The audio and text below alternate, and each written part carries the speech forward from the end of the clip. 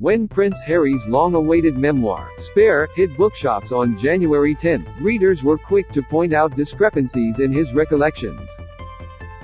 Many have flagged the story he tells of his mother, Princess Diana, leaving him an Xbox for his birthday in 1997 just before she died.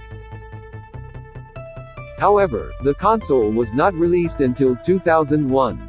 In another chapter, he recalls hearing the news of his grandmother's death, the Queen Mother, in 2002 while he was at school, despite photographic evidence that he was in Switzerland skiing with his father and brother at the time.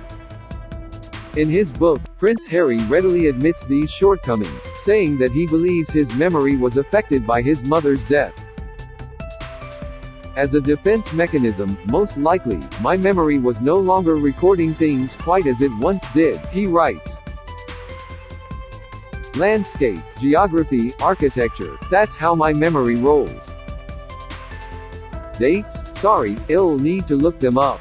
Dialogue? I'll try my best, but make no verbatim claims, especially when it comes to the 90s, he writes, as shared by J.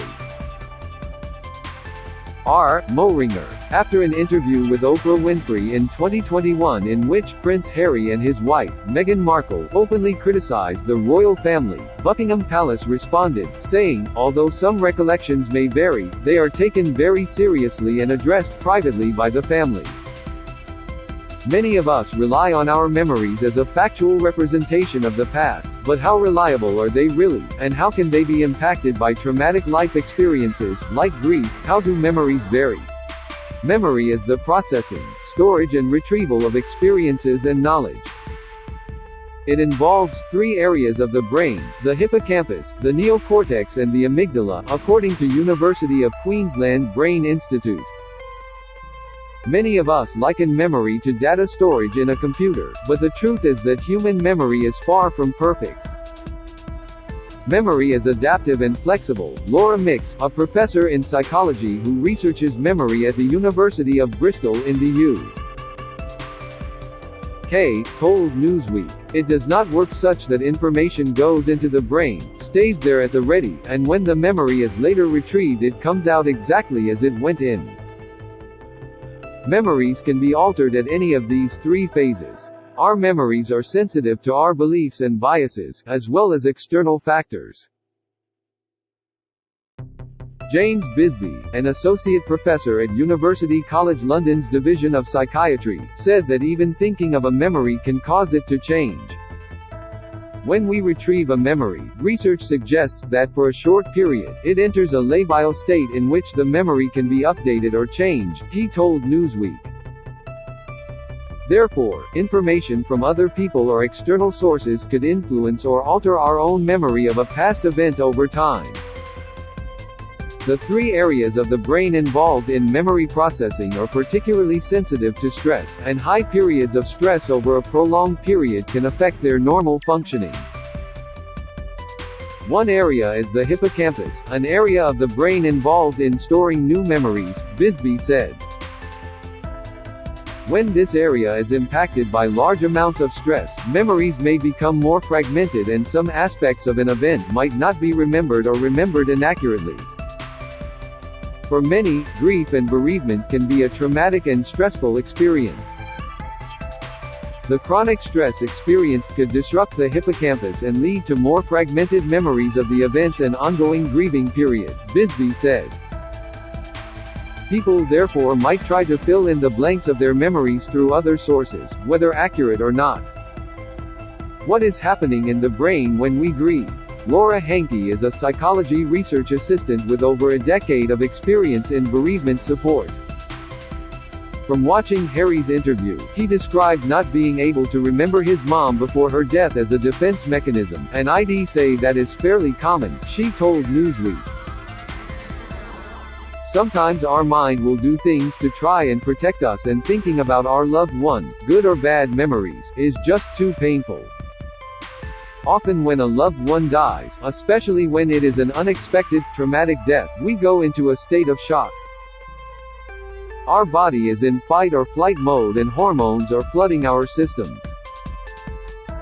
From my experience, this impacts memories one of two ways. Either you remember everything very vividly in that moment and certain things will stick out more than others, smells, the feel of clothes, colors, etc. Or you experience a kind of mind blank where you are in a bit of dream-like state and not really there.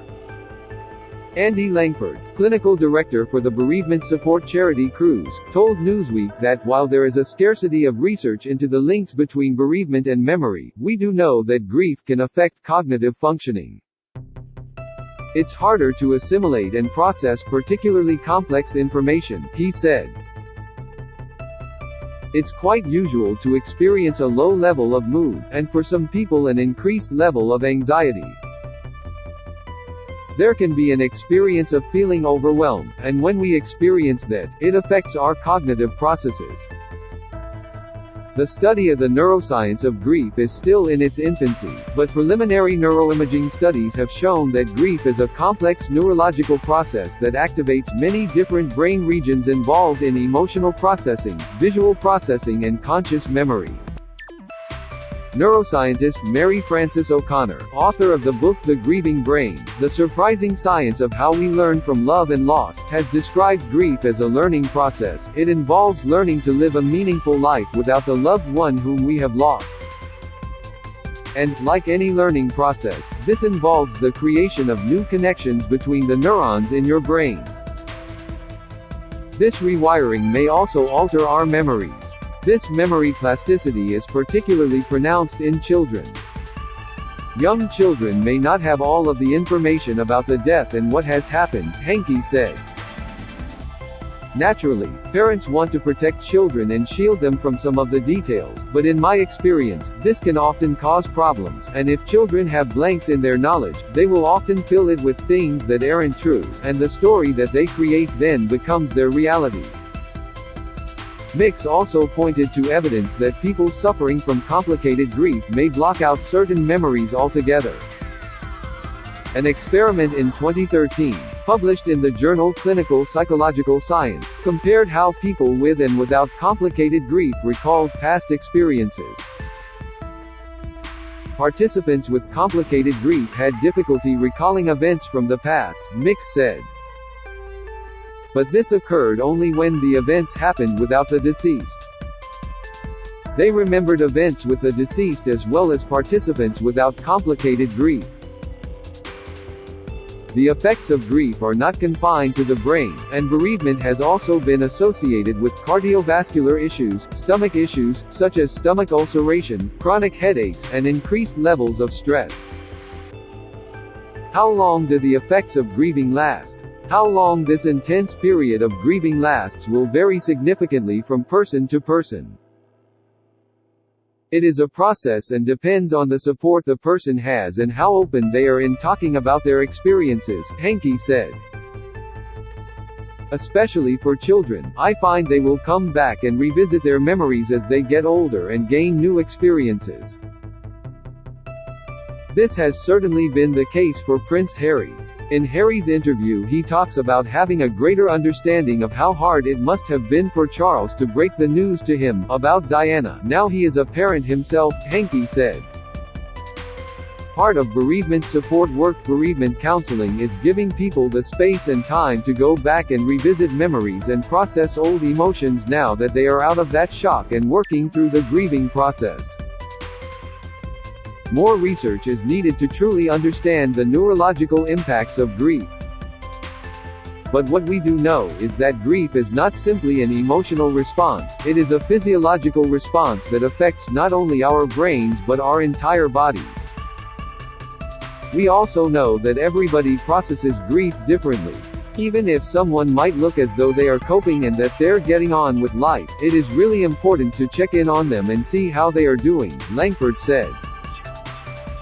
How someone presents externally might not be the same as how they're feeling internally. Is there a health issue that's worrying you? Do you have a question about grief? Let us know via health@newsweek.com. We can ask experts for advice, and your story could be featured on Newsweek. References: Gundel H. et al. Functional Neuroanatomy of Grief, an fMRI Study, M. J. Psychiatry. November 1, 2003, https://doi.org/10.1176/API. AJP.160.11.1946 O'Connor M.F. Grief, A Brief History of Research on How Body, Mind, and Brain Adapt Psychosome Med. October 2019. doi 10.1097 sci.00000000000000717 O'Connor M.F. Seelishish, Grieving as a Form of Learning, Insights from Neuroscience Applied to Grief and Loss, Current Opinion in Psychology, February 2022, https://doi org 10.1016 j cosite.2021.08